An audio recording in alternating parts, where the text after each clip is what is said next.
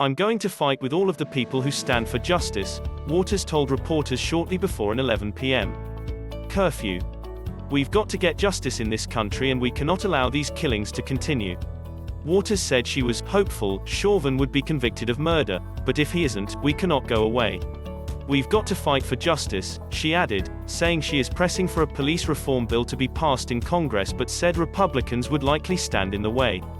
She reportedly said she plans to stay in Minnesota until Monday when closing arguments are expected in the Chauvin trial, according to New York Times reporter Nicholas Bogel-Burroughs. "This is a very difficult time in the history of this country," Waters, 82, a member of Congress since 1991, told the Associated Press.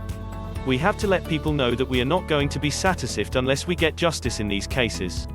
As reporters gathered around her, Waters said the protesters ultimately needed to show up at the polls for candidates who align with their views. Chauvin is accused of killing Floyd on May 25, 2020, by kneeling on Floyd's neck for several minutes. Defense witnesses have spoken of Floyd's health issues and drug use as other possible causes. The Reverend Jesse Jackson greets demonstrators during a protest April 17, 2021, in Brooklyn Center, Minn. Associated Press, the clashes have included demonstrators throwing objects at police. Police arrested more than 100 people Friday, but it was unclear if any arrests were made Saturday. The officer who allegedly killed Wright, identified as Kim Potter, resigned last week, as did the Brooklyn Center police chief. Potter claimed she accidentally grabbed her gun instead of a stun gun and shot Wright with the firearm. She faces manslaughter charges. Waters reportedly left the protest shortly before the curfew took effect.